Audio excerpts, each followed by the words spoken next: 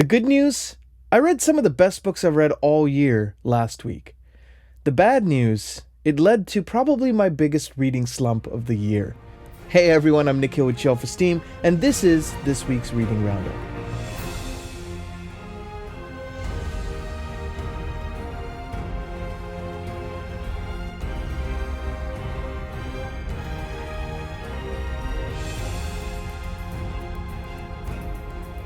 Hey everyone, welcome back to the channel. I'm Nikhil with Shelf-Esteem. I'm a composer, now also a booktuber. You can find my music in book adaptations like The Wheel of Time, His Dark Materials, the official companion album for Brent Week's Lightbringer series, the I DNF'd trilogy, main theme for Philip Chase's fantasy series, and many more.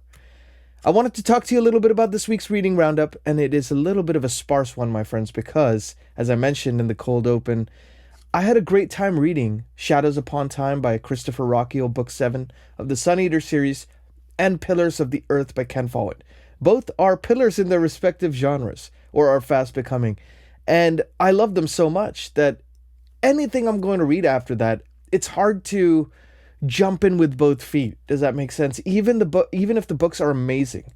So I've been enjoying my time with these books, but I think I probably should have taken the week off to just process the other books rather than trying to force myself. But reading is a soft addiction, and we like to promote healthy addictions here on this channel, right? So if you like this kind of video, please like and subscribe, hit the notification bell, and watch it till the end. Share it with a friend. These are all free ways that help support the channel and what I'm doing here. Thank you for being on the journey. Let's dive into the books. The first one I want to talk about, I've actually been having a great time with this one through and through, and it might be my favorite one in the series so far, and that is Book 4 of Jenny Wirtz's Wars of Light and Shadow series. This is Fugitive Prince. This is the beginning of a new sub-arc. Her 11-book series is divided into several sub-arcs. This is the third sub-arc called The Alliance of Light. It comprises, I think, 4 books or 5 books in her series. And you could tell it's a tonal shift, These half-brother princes, one who is the Lord of Light, one who is the Master of Shadow, but nothing is as it seems because their labels the reputation precedes them, let's say. In this book, alliances start forming around the two who are at odds with each other. And, it's interesting because you could see how there's some characters who are trying to talk them out of this fray, that they're in.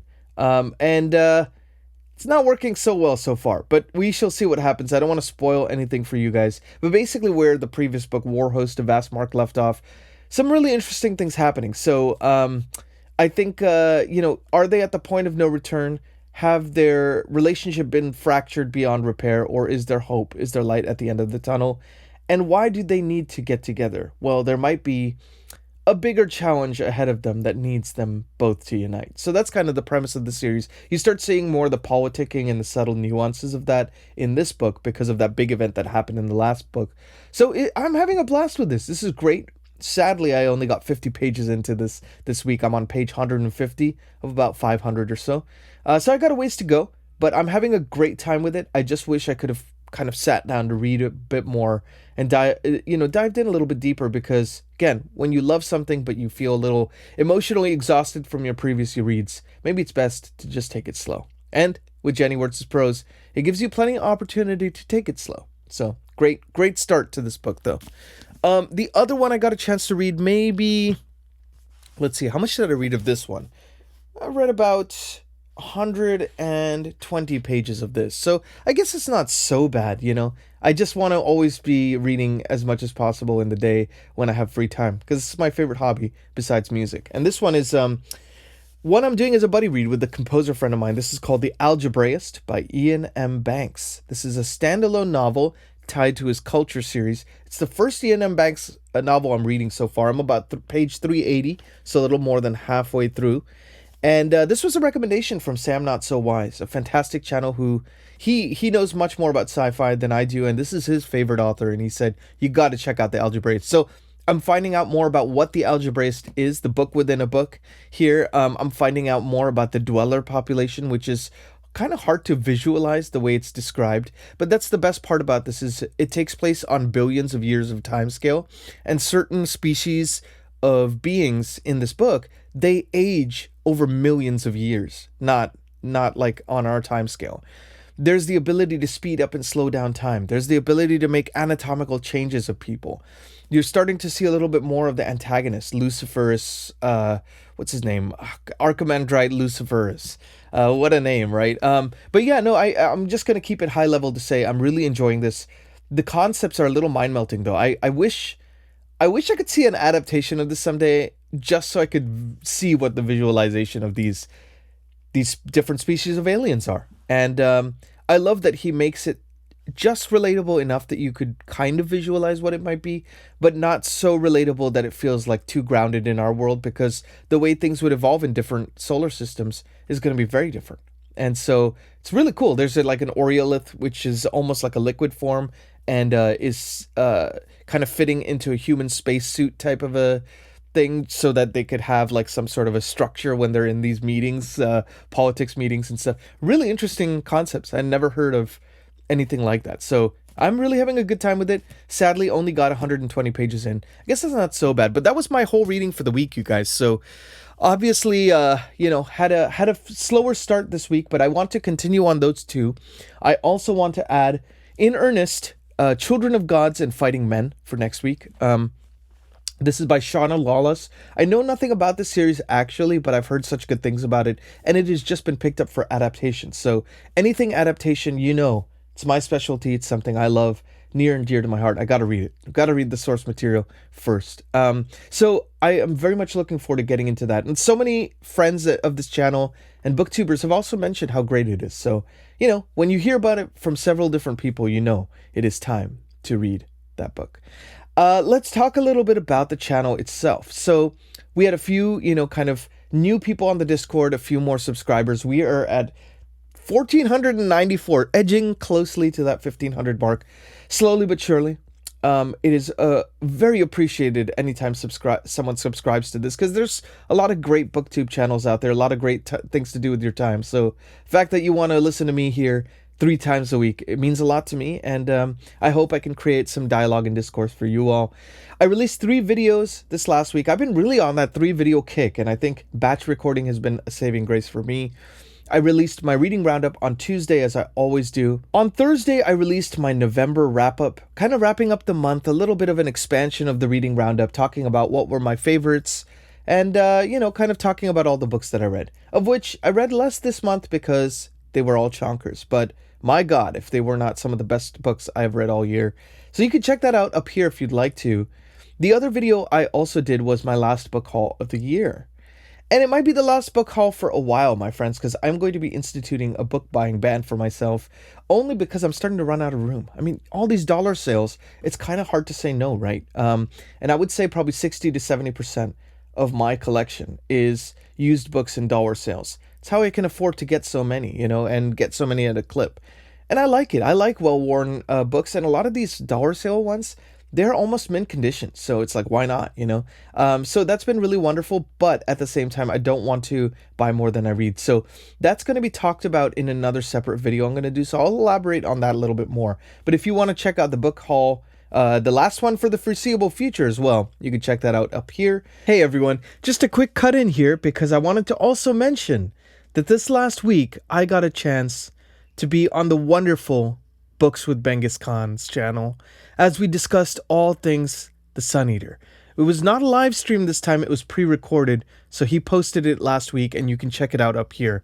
But it was really wonderful because we had both just finished Shadows Upon Time, and so we had a lot of thoughts, and we went section by section. We went spoiler-free for the first bit, so even if you've not read any of Sun Eater and you just kind of want to get our initial thoughts of the series as a whole spoiler-free, you could check that out in this video, and then we delineate when the spoilers start. And the spoilers end up being for the final book, section by section, and then for the series as a whole. So it was great chatting with him.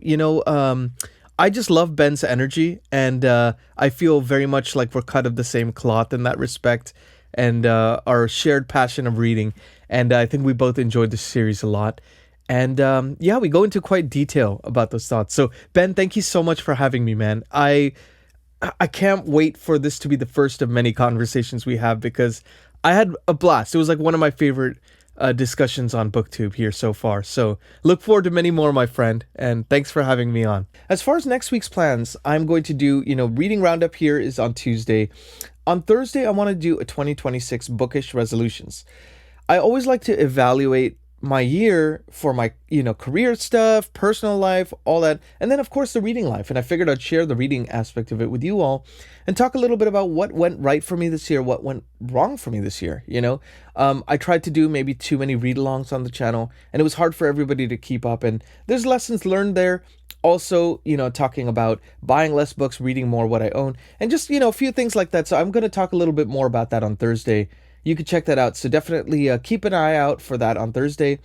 On Saturday, if time allows, I'm kind of doing a lot of holiday events leading up to the holidays. So I would love to do a dedicated why you should read The Sun Eater from my own perspective. I think I have a unique perspective, maybe because I joined the Sun Eater train a little bit before a lot of the booktubers found out about it. I found out about it in 2021, and I was reading most of them on release day. So I have a very special affinity for this series, and I would love to talk a little bit about what are some potential pitfalls for people who've been hearing it hyped up ad nauseum now on Booktube all year, and with the 7th and final book out. So I figured this is a nice little primer for those of you who have been on the fence and are wondering, should I actually pick this up? Is it really as good as people say?